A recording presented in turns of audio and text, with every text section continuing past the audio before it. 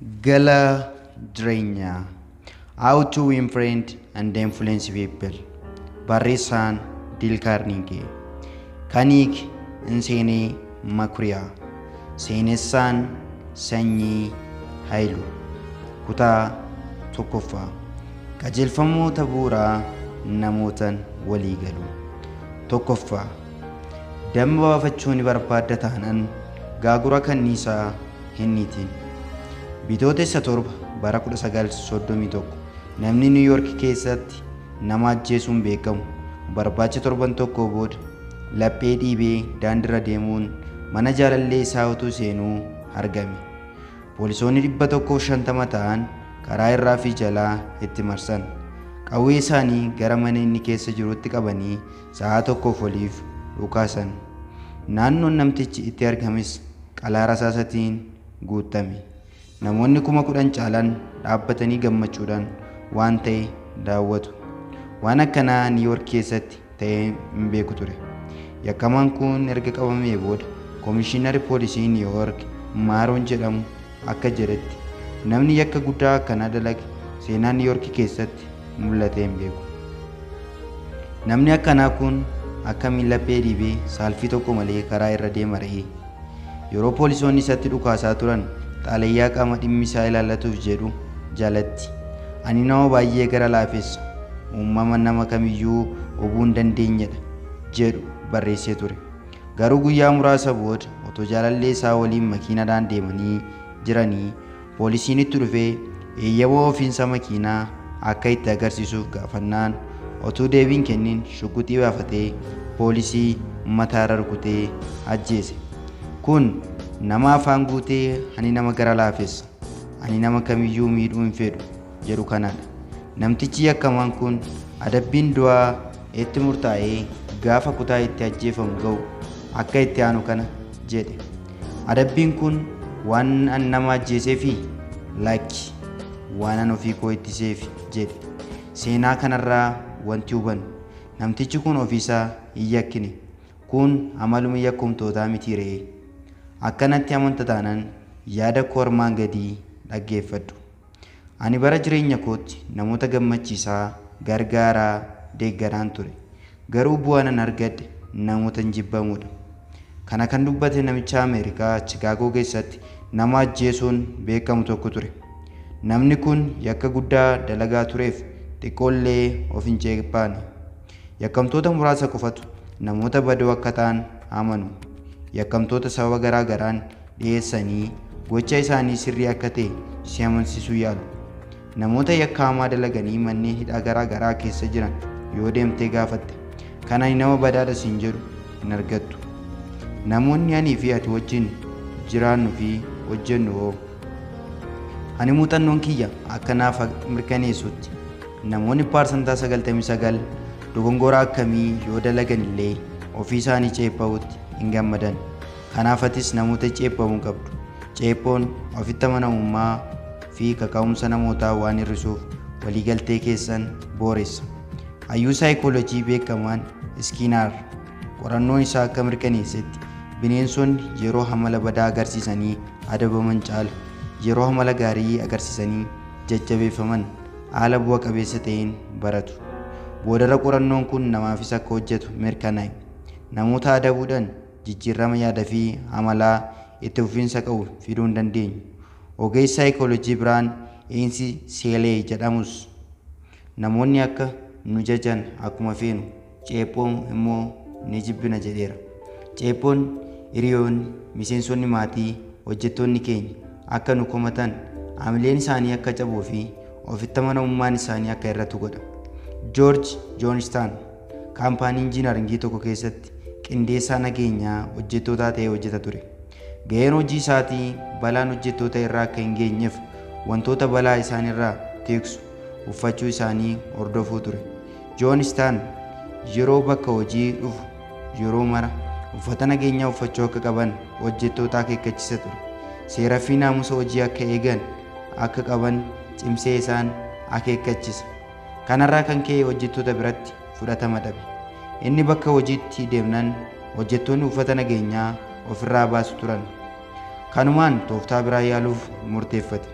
Guyyaa tokko hojjettoota uffata nageenyaa otoo hin uffatin otoo hojjetanii arge. Maaliif akka uffachuu dhaban gaafate. Achumaanis uffata nageenyaa uffachuun qaama isaaniif balaa irraa akka eeguu fi yeroo hojii hojjetan uffachuun fayyaa qaama isaaniif barbaachisaa akka ta'e sagalee qabbanaawaa ta'een itti hime. Hojjettoonni komii fi aariin isaanii ni irrate.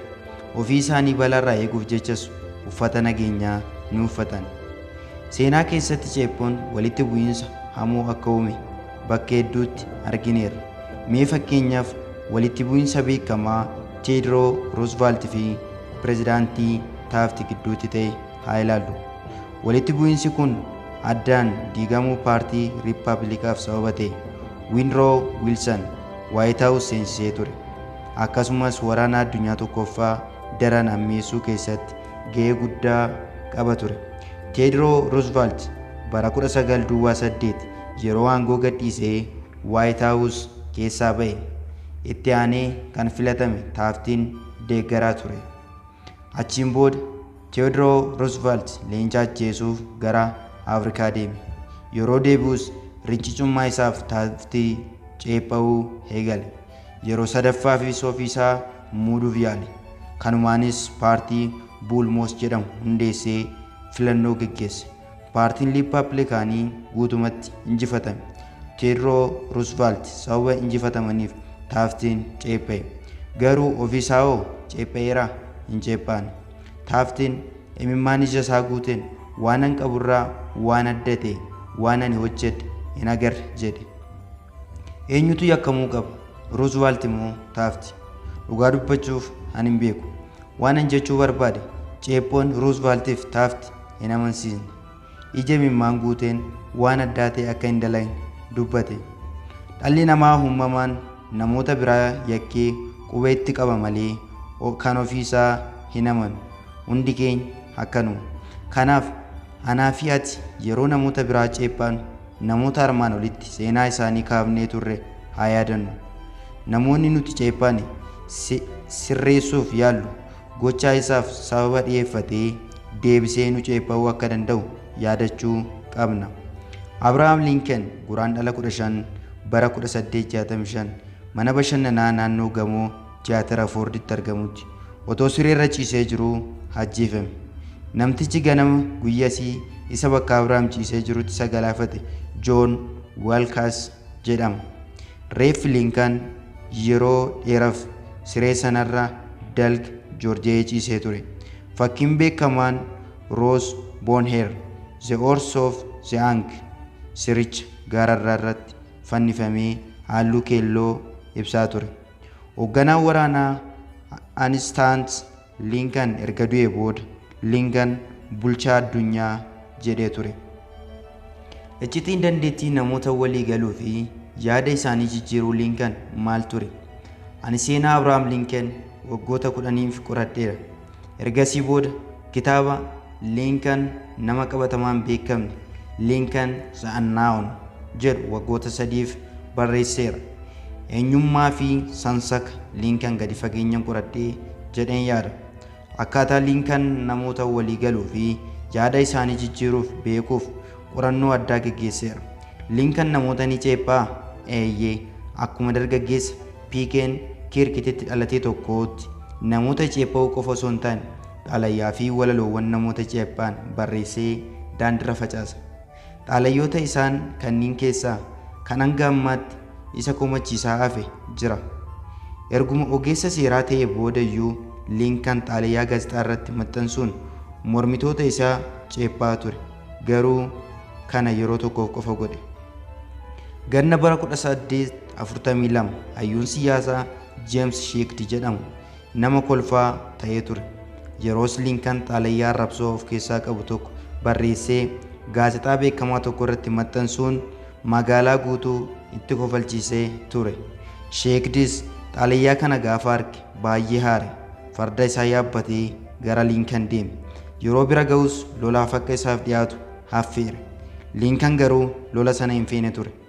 Garuu jalaa ba'uu waan dadhabeef naannoo laga Miisiisiippiitti akka waliif ba'an wal beellaman. Guyyaan beellamaa gaafa ga'es hanga du'aatti wal loluuf murteeffatanii lola eegalan. Garuu dhumarratti namni gidduu seenee addaan baase. Kun seenaa Lincoln keessatti taatee baay'ee jibbisiisaa ture. Garuu hariiroo namoota keessatti barnoota guddaa irraa baratee guyyaa sana booda xalayyaa arrabsoo barreessuu ni dhaabe. Nama kamiin iyyuu ceepha'uu fi balaaleffachuu guutumatti dhiise. Adeemsa keessa yeroo wal waraansa lammiilee Ameerikaa jeneraalota humna waraanaa Potomac haaraa mudaa ture. Yeroo sanatti namoota kanneen akka Maakiliinaan, Pooppii, Barnaasiyaad, Huukar, Miyaadii fa'aa duraa duuban jeneraalota humna waraanaa Potomacii godhee muudee ture. Haa ta'u malee gochaa isaa kanaaf namoota baay'eetu isa ceephaa ture. Jeneraalota dadhaboo kanneen maaliif muuda jechuun cimsanii isa balaaleffachaa turan. Lincoln garuu ammeenyi nama tokkoof iyyuu hin fayyadu, gaarummaan nama hundaaf jechaa ture. Jechi isaa baay'ee jaalatamaan waan ofii keetii gochuu hin dandeenye namoota biroo irratti hin murteessin kan jedhu ture. Akkasumas yeroo deeggartoonni isaa ammeenya warra kibbaa dubbatan isaan hin ceepha'inaa, isaanis haaluma nuti keessa jirru keessa jiru jedhee ture. Lolli Gettysburg adoolessa bara 1863 eegale. Guyyoota 3 gaggeeffamee ture. Adoolessa 4 yeroo Lincoln Lee karaa kibbaa lola banee turetti roobni, hurrii fi bubbeen wal makatee biyyattii dhuunfatee ture. Lee loltoota isaa injifataman waliin yeroo Potomacin ga'e fuuldura isaatti laga guute. Booda isaatti immoo loltoota isaa injifataman arge. Kiyyoo keessa seene baqachuu hin dandeenye. Lincoln kana ilaalaa ture. Kunis waraana Lee booji'uuf carraa waaqni isa badhaase akka ta'e yaade. Lincoln yeroosuma Miyaad Lee irratti dhukaasa akka banuuf ajaje. Miyaad maal godhe seeta? Waan Lincoln isa ajaja dhiisee faallaa isaa raawwate. Ajaja Lincoln dhiisee kaawunsilii waraanaa waame. Lincoln irraa deddeebi'ee kadhatus ni dide. Dhumarratti lagni waan irra ta'eef Lee loltoota isaa waliin miliqe. Lincoln baay'ee haare. Maal jechuudha kun jedhee ilma isaa Rooberti boo'e. Yaa Waaqa guddaa, maal jechuu kun? Harka keenya keessa seenanii turan. Hunda isaanii to'annoo keenya jala galchuu dandeenya ture. Garuu homaa hin goone. Otoo achi deemee ta'ee an mataan koo isa nan galaafadha ture. Lincoln muufannaa olaanaan gadi taa'ee xalayyaa itti aanu kana Miyaadiif barreesse. Hubadhu, Lincoln dubbii danda'uu fi filannoo jechootaa danda'udha. Xalayyaan inni bara 1863 keessa barreesse kunis kanuma mirkaneessa. Jeneraala kiyya kabajamaaf, Lee miliqee carraan keenya baduun si gammachiisa jedhee amanuu hin dandeenye. To'annaa keenya jala seenee ture. Otoo itti cufnee qabnee irra ta'ee silaa lolli kunis goolabamee ture. Garuu lolli sira xumurame deebi'ee akka itti fufu ta'ee jira. Humna guyyaa wiixataa of harkaa qabduun Lee irratti lola banuu erga dadhabdee kibba lagichaatti akkamiin dandeessa? Yeroos loltoota muraasatu si waliin deema. Ammaan booda bu'aa ni argamsiista jedhee siin abdadhu. Carraan warqee argatte turte si jalaa tareera. Anis baay'ee gaddeen jira. Miyaad yeroo xalayyaa kana dubbisu maal godha jettee yaadda? Miyaad xalayyicha hin agarre. Lincolnis hin argine. Xalayyichi erga Lincoln du'ee booda argame. Akka ani yaadutti Lincoln karaa foddaa ala ilaalaa daqiiqaaf ariifachuun narra hin turre. Ani as White House keessa taa'ee Miyaad Lee irratti dhukaasa akka banuuf ajajuun salphaa ture. Garuu otoo anis dirree lolaa Gettysburg deemee dhiiga dhangala'aa ture arge. Iyyaa fi watwaata namoota madaa'anii dhagayeera ta'e dhukaasa banuuf akkas hin sardamuun ture. Anis waanuma Miyaad godhe kanan godha ture. Hundaafuu amma bishaan dhangala'eedha. Xalayyaa kana sotoo Miyaaditti ergee innis na amansiisuuf yaada mataa isaa dhiyeeffata. Akkasumas hojii gaarii duraan hojjete dagatee ofitti amanummaan isaa irrachuun loltummaa dhiisuu danda'a waan jedhee yaada natti fakkaata. Sababa kanarratti ka'ee Lincoln muuxannoo qaburraa ka'ee ceephoo fi dheekkamsi dubbii hammeessuu malee bu'aa akka hin qabne hubatee xalayyicha erguu dhiise.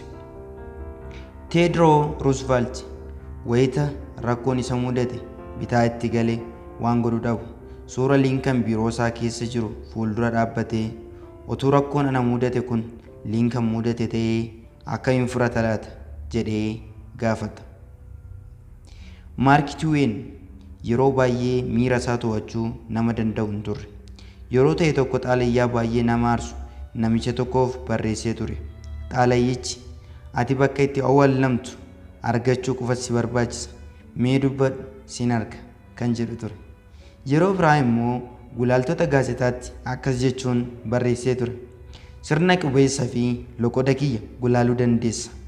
Garuu ammaan booda yaada ani barreessu akkan barreessetti dubbisi malee yaada sammuu keessame sana ittiin dabalin jechuun barreesse.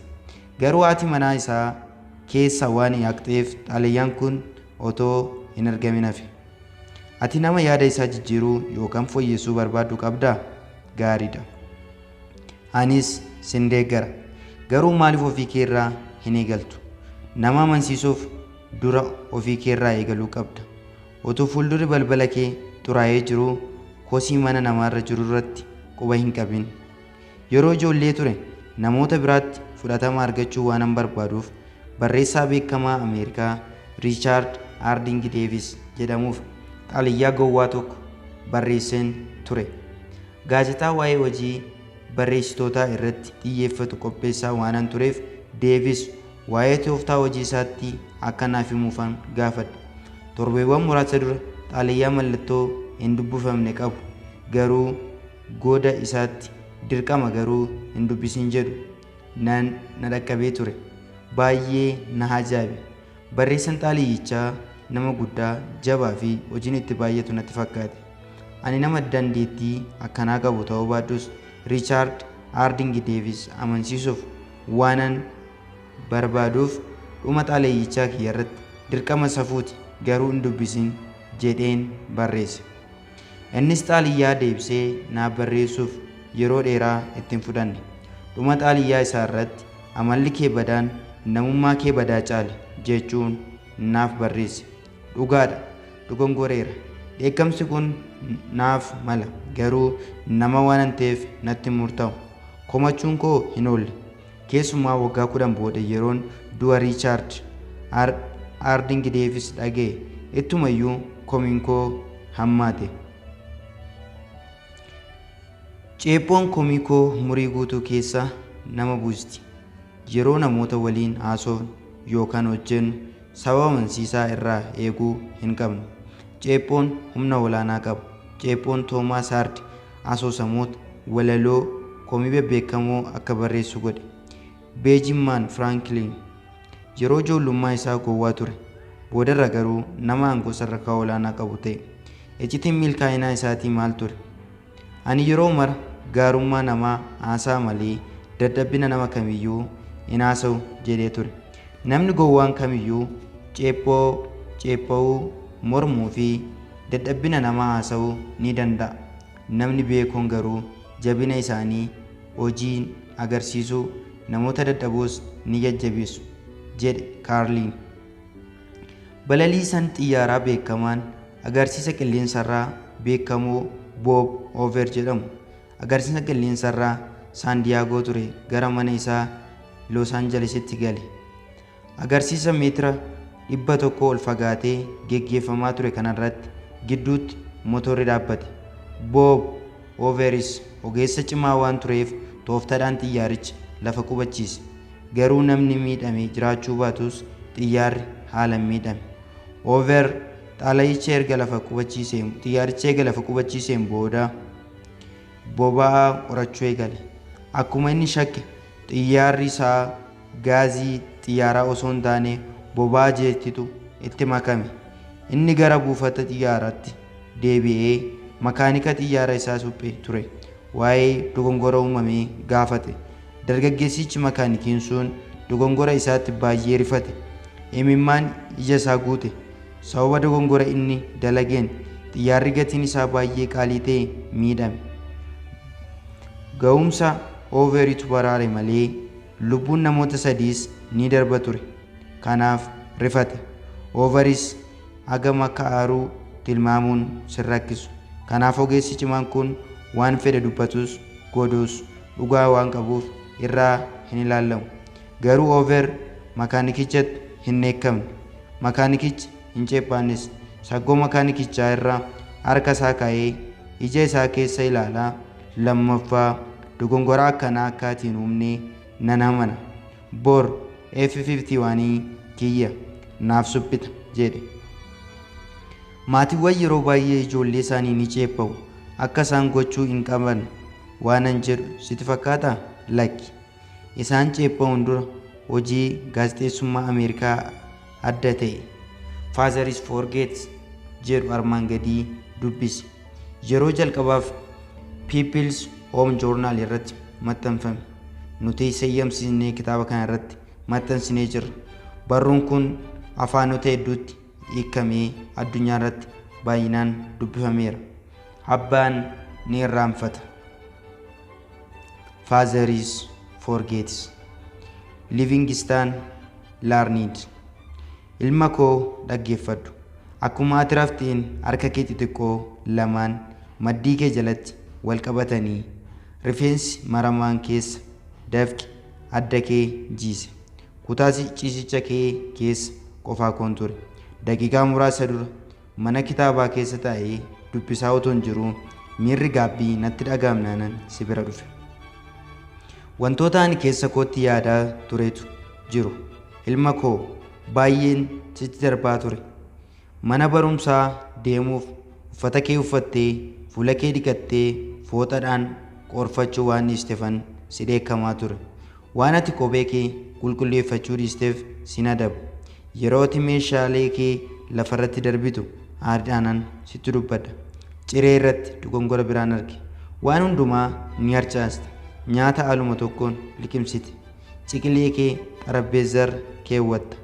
Dhadhaa daabboo irratti laaqxa. Akkuma ati tapha kee eegalteen anis baabura koruuf yeroon ka'e harka kee raastee nagaatti naan jetta. Anis deebisee nyaara koo guduunfeen adaraa of eeggadhuun jedha.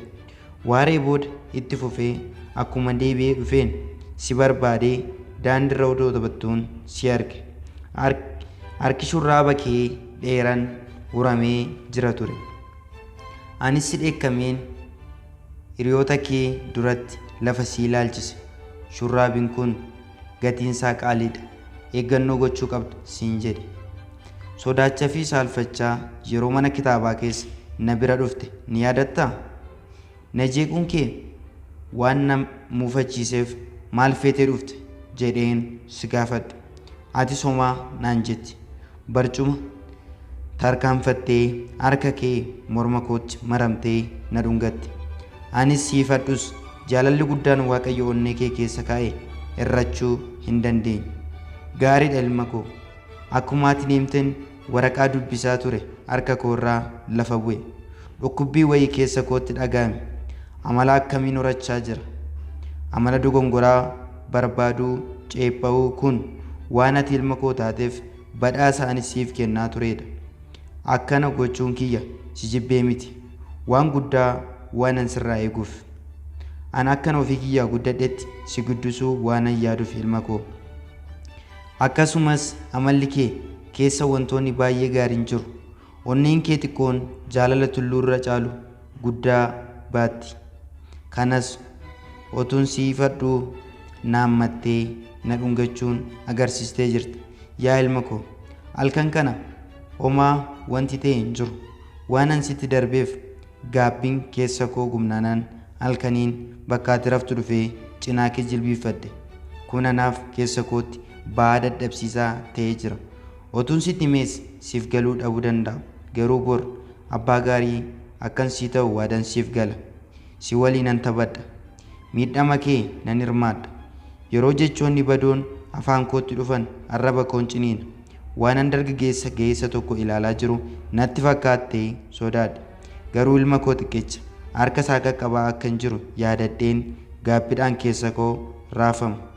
Kaleessa bobaa haadha kee keessa turte, saggoo ishee irra turte, waa baay'ee gaafadhe. Gochaa isaanii balaaleffachuu qofa otoo hin taane mee keessa isaaniis haa hubannu. Waan godhaa badaas ta'u gaarii maaliif akka godhan haa gaafannu. Kun ceephoorraa baay'ee bu'a qabeessa. Wal hubachuun yaada garaagaraa ta'an illee yaada walitti kabajaaf kennuu fi gaarummaaf gaafata. Baay'ee beekuuf baay'ee dhiifama gochuudha. Akkuma Dr. Johnson jedhe, Waaqni hanga dhuma guyyaa dhumaatti namatti murteessu. Sababni dhalli namaa ariifatuuf maaliif ree? Qajeelfama tokkoffaa namoota hin ceephayin, hin balaaleffatin, hin mormin.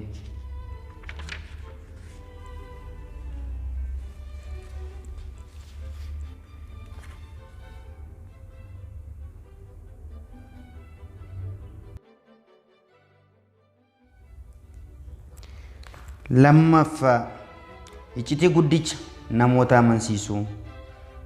Namni tokko waa tokko akka hojjetu gaafachuuf yookaan amansiisuuf tooftaa tokko qofatu jira. Akkamiin sitti fakkaata? Fedhii waan sanaa hojjechuu yookaan gochuu namoota keessatti uumuudha. Kana jechuun namni tokko waan tokko akka raawwatu amansiisuuf waan sana raawwachuu akka fedhu gochuu qabda jechuudha. Kana malee tooftaan biraa kan hin jirre ta'uu qalbeeffadhu. Nama tokko dirqisiiftee moobaayilaa akkasiif kennu gochuu dandeessa. Hojjettoota kee akka isaan ariitu isaanitti himtee sossodaachisuudhaan hojjechiifachuu ni dandeessa. Garuu ati xiqqoodhuma bakka hojiidhaa deemnaan hojjechuu ni dhaabu. Daa'ima kee reebuun yookaan dheekkamuun waan feetu akka hojjetu gochuu dandeessa. Garuu hojicha kan hojjetu yeroo ati mana jirtu qofaadha. Tooftaa tokkichi waan feete akka hojjetan ittiin gochuu dandeessu. Waan ati feetu siif kennuu qofaadhaan. Ati maal feeta? Fedhiin dhala namaa guddaan fedhii wal quunnamtii saalaa fi fedhii milkaa'inaarraa madda jedheera Sigmund Freud. Filoosofara beekamaa Ameerikaa John Dewey yaada Freud kana fedhiin dhala namaa guddichi fedhii milkaa'inaati jechuun ibsee jira. Waa'ee kana kitaaba kana keessatti bal'inaan hubatta. Maal feeta? Wantoonni armaan gadii wantoota namoonni hedduun fedhanidha. Tokkoffaa, fayyaa fi jireenya nagaa qabu. Lammaffaa, soorata gahaa. Sadaffaa, maallaqaa fi wantoota maallaqni bitu. Arfaffaa, jireenya gaarii. Shanaffaa, fedhii wal quunnamtii saalaa guuttachuu. Ja'affaa, hirriba gaarii. Torba, ijoollee ofii nagaa qabaachuu. Saddeettaffaa, fedhii bakka guddaa ga'uu yookaan milkaa'uu. Lakkoofsa tokkorraa kan hafe fedhiileen armaan olii hundinuu guutamuu ni danda'u. Linkan yeroo tokko namni hundumtuu galata ni fedha jedhee ture. Wiiliyaam Jeems immoo fedhii guddaan dhala namaa jaalatamuudha jedhee ture. Kun waan dhala namaa marti beela'uudha. Namoonni muraasni beela kana ba'an nama biroo harka isaanii keessa galfatu. Fedhiin bakka guddaa ga'uu yookaan milkaa'uu wanta dhala namaa bineensota irraa adda baasudha. Ooyiruu qonnaa Miizurii keessa hojjechaa yeroon turetti abbaa koo waliin booyyee fi fardeen addi isaanii booqa horsiisaa turre. Giddugaleessa lixaa agarsiisa bineeldotaa waan jiruuf booyyee fi fardeen keenya geessinee agarsiisaa turre. Agarsiisa kanarratti badhaasa meedaaliyaa injifanneera. Abbaa koo meedaaliyaa kana limmoodhaan qoma isaa irratti, laphee isaa irratti hidhatee deema. Yeroo daawwattoonni keenya dhuma barcumaarra ba'ee itti agarsiisa. Booyyeewwan badhaasa badhaafaman dantaa irraa hin qaban. Abbaan koo garuu bakka guddaa kennaaf. Badhaasichi miira gatii qabeessummaa isaaf kenna. Otoo abbootiin keenya fedhii bakka guddaa ga'uu kana hin qaban ta'ee silaa qaroominni addunyaa kun har'a irra hin jiru ture.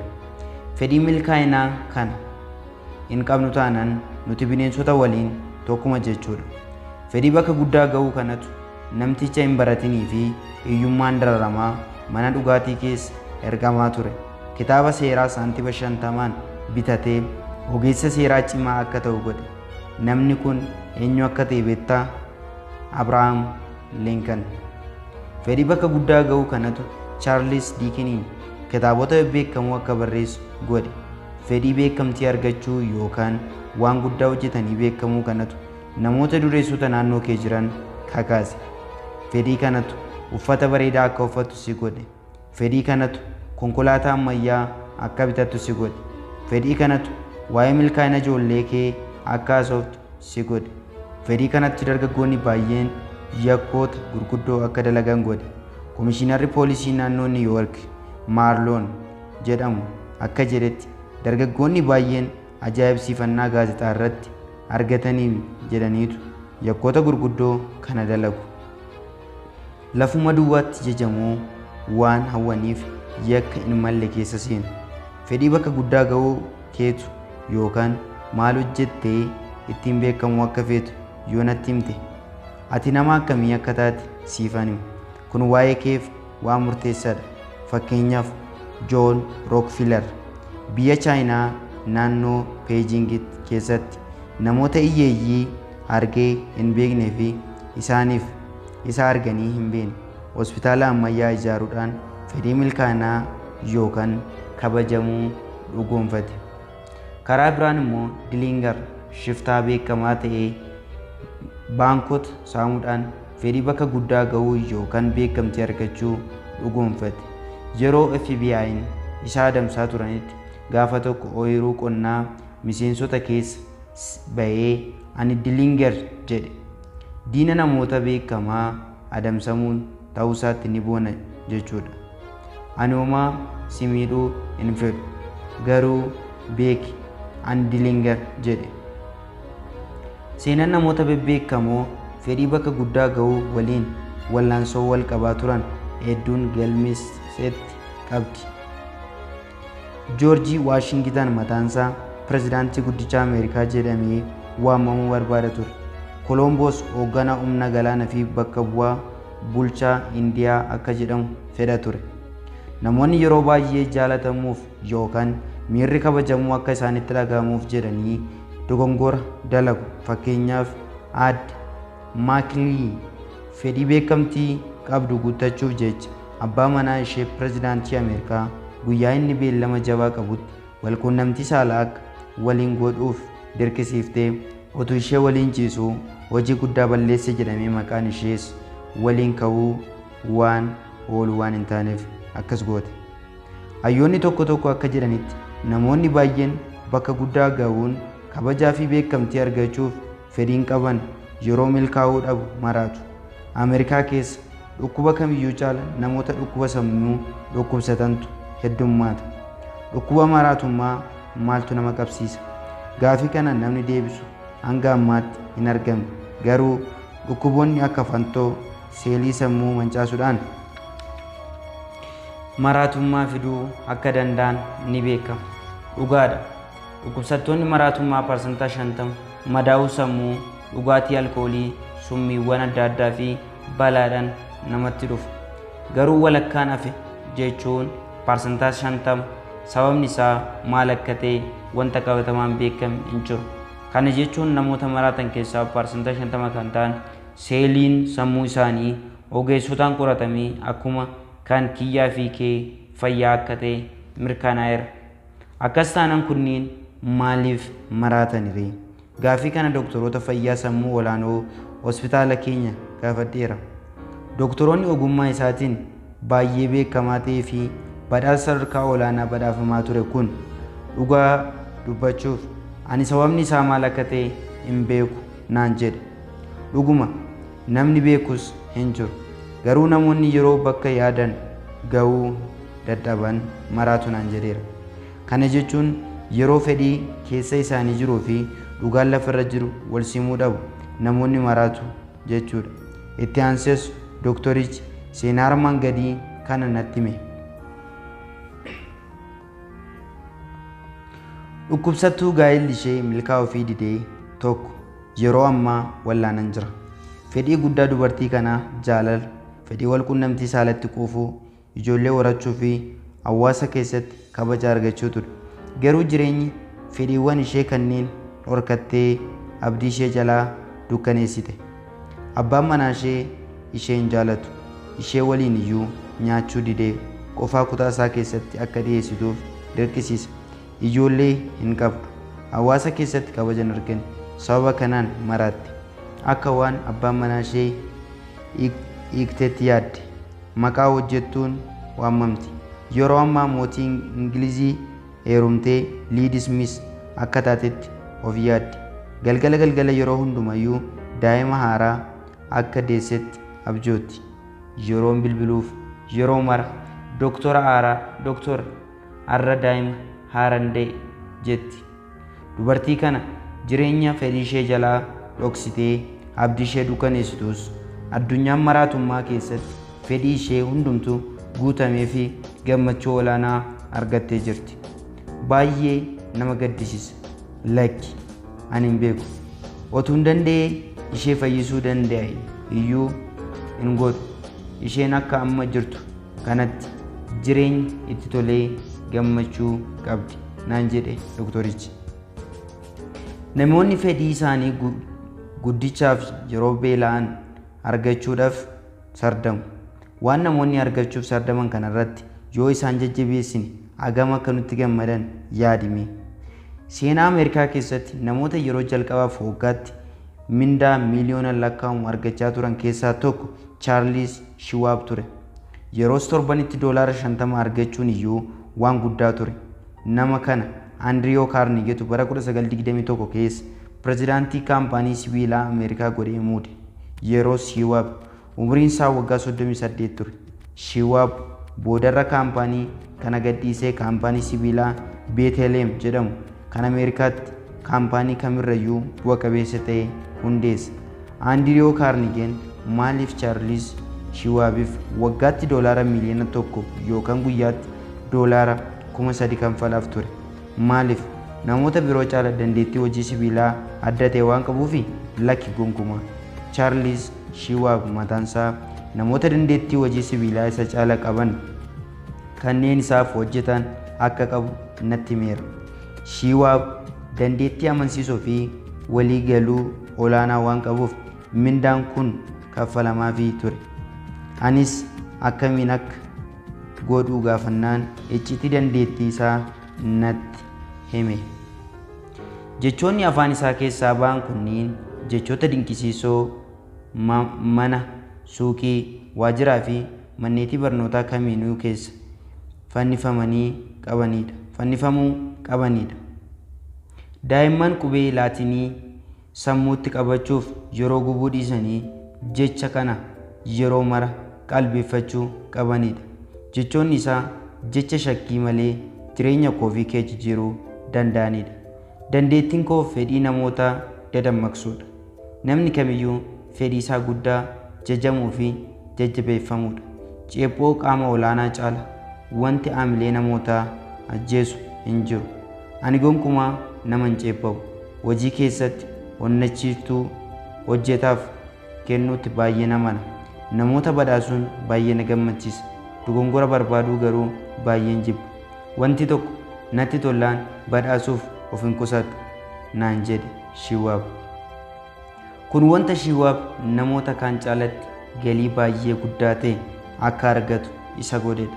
Garuu namoonni baay'een faallaa Shiwaab kana godhu. Yoo waan isaanitti tolu argan namoota isaanii gadii sagalee dheekkamsaan ol fuudhanii itti iyyu.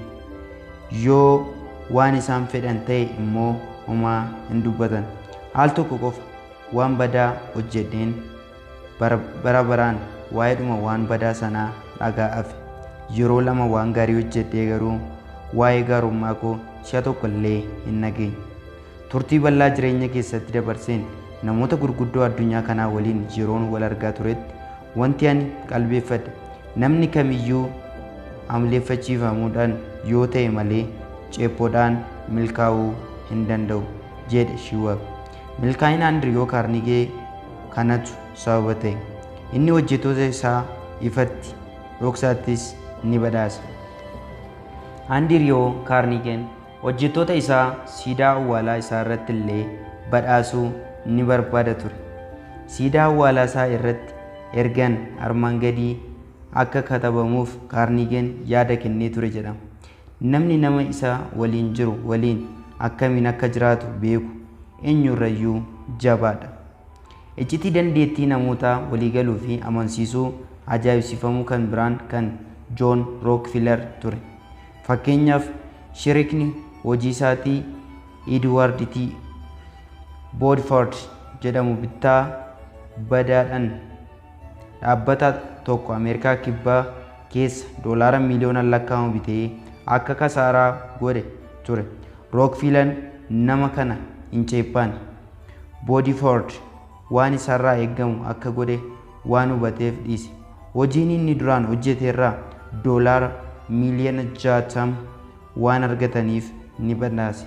Yeroo baay'ee nuti dogongora xiqqoo namni tokko hojjete malee waan gaarii guddaa namni sun hojjete irratti hin xiyyeeffannu.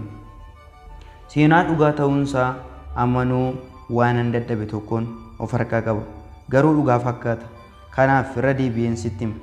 Akka seenaa kanaatti dubartii tokkotu guyyaa hojii dadhabsiisa irra ooltee waaree booda dhiirota ishee waliin jiraatan fuuldura abaqii otoo tuultuu dhiironni argani. Ni maraatte moo maal gochaa jirta jennaan maaliif akka isin hin qalbeeffanne hin beeku. Waggoota 20 darbaniif nyaata isiniif hojjechaa yeroon turetti jecha tokkollee isinirraa dhaga'ee hin beeku. Mee isinan gaafadha. Galabaa nyaachaa turtanii jettee deebisteef. Dubartoonni baay'een maaliif abbaa manaa isaanii dhiisanii badu jettee yaadda. Qorannoon waggaa muraasa dura geggeeffame akka agarsiisetti dubartoonni baay'een jajamuu fi jajjabeeffamuu waan dhabaniif abbaa manaa isaanii dhiisanii badu. Abbootiin manaa haadha manaa isaa dhiisanii badaniifis sababa armaan olitti heeramu kun ni hojjeta. Yeroo baay'ee jaalallee keenya waan isaan nuuf godhaniif isaan hin jajnu, hin galateeffannu. Kun immoo haamilee isaanii buusuu akka waan nuti gocha isaanii gatii dhabsiifnetti ilaalu abdii nurraa kutatu. Miseensi daree keenyaa tokko gaafii haati manaa warraa isaaf dhiyeessite nuuf himee ture. Haati manaa isaa fi hiriyoonni ishee sagantaa dubartoota fooyyessuu jedhu keessatti ni hirmaatu. Isheenis haadha manaa gaarii ta'uudhaaf wantoota gochuu qabdu ja'a abbaan manaa ishee akka tarreessuuf gaafatte. Gaafiin haadha manaa isaa kun akka isa ajaa'ibsiise nuuf hime. Dhugaa dubbachuuf wantoota isheen fooyyessuu qabdu ja'a tarreessuun anaaf baay'ee salphaadha. Isheen wantoota ani fooyyessuuf qabu 60 tarreessaa turte. Ani garuu hin goone. Kanaaf itti yaadeen ganama siif hima jedheen daree keessatti nutti hime. Ganama isaa bariin ka'een warra abaaboo guddisan waameen barreeffama wantoota ja'ati fooyyessitu fedhu tarreessuu hin dandeenye akkanumatti baay'een si jaaladha jedhu ilillii roozii waliin ergee fi hojii koo deeme. Galgala yeroon deebi'ee galu nama kamirrayyuu fuula ifaa bahee kan na simate eenyu sitti fakkaata? Haadha manaa kooti. Guyyaa dilbataa itti aanu waldaa kiristaanaa keessatti erga isheen gabaasa hojii manaa ishee dhiyeessitee booda dubartoonni ishee waliin barachaa turan gara koo dhufanii kun wanta baay'ee gaarii fi bu'a qabeessa arginee hin beeknedha jedhan. Kanumarraan humna namoota jajuu hubadhe jedhe. Flooris Ziegfeld qopheessaa fiilmii beekamaa fi kabajamaa ture. Shamarran Ameerikaaf ulfina guddaa nama kennaa ture waan tureef Flooris ofiisaatiifis kabaja gonfate. Namoota jajuun jireenya isaanii jijjiiruu irratti dhiibbaa guddaa akka qabu waan hubateef dubartoota bareedanii dhiyaachuun miirri ofitti gammaduu akka isaanitti dhaga'amu gochaa ture. Inni nama hojjetee agarsiisuu danda'udha.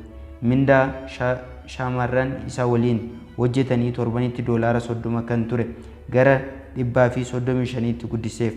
Akkasumas ilillii roozii Ameerikaan faayamanii bareedanii akka dhiyaatan isaan gochaa ture. Ani tippa soomaa tokko utuu midhaan hin nyaatiin guyyoota 6 tureen jira. Baay'ee ulfaata hin turre. Dhuma guyyaa 6ffaatti akka gaafa lammaffaa hin beelofne. Atis anis akkuma beeknu namoonni miseensa maatii isaanii yookaan hojjetaa isaanii guyyaa ja'aaf nyaata yoo dhorkatan akka yakkaatti akkuma ilaalamu guyyaa ja'aaf ji'a ja'aaf yookaan waggaa ja'aaf isaan jajuu yookaan badhaasuu dhabuunis akkasuma. Dhalli namaa akkuma nyaata jajamuunis ni beela. Yoo beela kana isa baaste yookaan jajjabeessite qalbiin isaa agam akkasitti gammadu yaadime. Ogeessi fiilmii beekamaan Alfred Laanch jedhamu ilaalchaan ofii koof qabu kunuunsuu caala wanti na gammachiisu addunyaa kanarra hin jiru jedhee ture. Qaama ijoollee keenyaa yookaan hojjettoota keenyaa ni kunuunsina. Garuu sammuu fi qalbii isaanii agam kunuunsuu yaala. Ijoolleen keenya qaamni isaanii guddatee akka jabaatuuf hanqaaquu fi foon ni kenninaaf.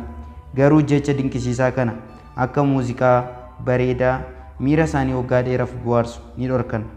Paawuloo Ervey tamsaasa raadiyoo isaa keessatti namoota jajuun jireenya isaanii jijjiiruu akka danda'u himeera. Akka inni tibba tokko dubbatetti barsiistuun tokko waggaa muraasa dura meeshaa kompiitaraa daree keessatti badee barbaaduu akka gargaaruuf Steve Morsin gaafatti. Agartee barsiistuun sun onnachiistuu namni kamiyyuu isaaf kennee hin beekne kenniteef. Dandeettii dhaga'uusaa kan ija isaa jaame bakka bu'u dammaqsite. Guyyaa sanarraa eegalee Mooriis jireenya isaa ni jijjiirame. Kanumaan dandeettii dhaggeeffachuu isaa gabbifatee weellisaa fi barreessaa walaloo cimaa ta'e.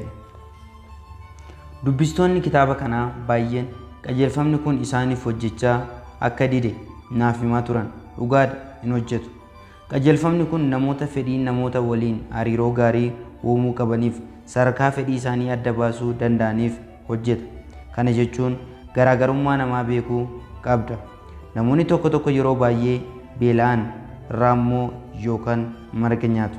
Kaan immoo raammoo nyaachuurra du'an naaf wayya jedhanii obsanii taa'u. Kanneen biroon bineensa adamsuunis ta'u bakka nyaata argatan deemanii barbaaddatu. Akkasumas immoo namoonni beela fedhii isaanii guddicha ba'uufis akkaataa garaagaraan hojjetu. Garaagarummaan sobni, saduu fi jajuun maali? Sobanii saduun sobanii fakkeessuu yoo ta'u, jajuun garuu dhugaa garaa irraa maddeedha. Sobni nama saduu adeemsa yeroo dheeraa booda nama sana waliin walitti nu buusa. Yeroo dhiyoo dura magaalaa Meeksikoo keessatti haasaa goota Meeksikoo Jeneraal Alvaaroo Obraagoon godhan dhaga'een ture. Hiriyoota kee warra sobanii si sadan sodaadhu malee diinota kee warra kallattiin si miidhan hin sodaatin jedhe. Mootichi Joorjii Shaanaafan jechamoota kutaa qo'annoo isaa keenyan masaraa Beekingaam keessatti fannifamanii jiran 6 qaba ture. Beekingmaan masaraa mootummaa Ingiliziitti jechamoota kanneen keessaa tokko kennaa yookaan badhaasa rakasa namaaf hin kennin jedha. Badhaasa rakasa jechuun isaaf faayidaa jechaa nan badhaasinaa jechuusaati. Nama tokko gammachiisuuf jettee waan ittiin qabne ittiin hin kooliin. Waanuma keessa kee jiru dhugaa beektu dubbadhu. Namni kamiyyuu parsantaa 95 waa'ee ofii isaatii qofa yaada. Garuu yeroo muraasaaf waa'ee gaarummaa yookaan milkaa'ina namoota biroo yaaduun namoonnis milkaa'ina keenyaaf akka yaadan waan godhuuf adeemsa keessa yaada fi ilaalcha keenya akka fudhatan goona jechuudha. Jireenya keenya guyyaa guyyaa keessatti wanti guddaan nu yeroo baay'ee dagannu waliin keenya jajuudha. Ijoolleen keenya yeroo isaan waan gaarii hojjetan isaan hin badhaafnu yookaan hin jaju. Badhaasa yookaan jajuu maatii caala wanti ijoollee gammachiisu hin jiru. Yeroo tajaajilli namaa tokko yookaan dhaabbata tokko si gammachiisu tajaajila isaa haala gaarii ta'uu itti himi. Hariiroo namoota waliin qabdu keessatti dhalli namaa uumamaan jajamuu akka dheebotu hin dagatiin. Kun seera uumama dhala namaati. Namoonni waliin yeroo ergaa dabarsitee booda turtiin isaan waliin akka si gammachiise itti himi. Isaan galateeffadhu. Lammaffaa deebitanii yeroo wal argitan haala gaariin akka simatan godha. Paamelaa Daamaan hojjetaa baay'ee dadhabaa ga'umsa hin qabne tokko qabdi turte. Hojjettoonni biroonis yeroo hojjetan kun hojii duubatti harkisuu Paamelaatti himu. Hojjetichis ni gayyus turan. Paamelaan kasaartus hojjetaa kana onnachiisuu hojii gaarii akka hojjetu gochuu irratti xiyyeeffatte malee hojjeticha ceephaa fi adabuu irratti hin xiyyeeffanne. Hojjetaan kun yeroo tokko tokko hojii gaarii waan hojjetuuf yeroo sana eegdee badhaasa kennuufii eegalte. Adeemsa keessa hojii isaatti jabaa ta'ee warra kaan caala bu'aa argamsiise. Agartee ceephoo caala jajjabeessuun bu'aa qaba. Ceephoon kufaatii jajjabeessuun garuu milkaa'ina fida. Namoota ceephaa'uun namoonni akka hin jijjiiramne gochuutti dabalee waan nuti feenu akka godhanis nuuf hin godhu. Kanaaf maaliif namoota ceephaan arree?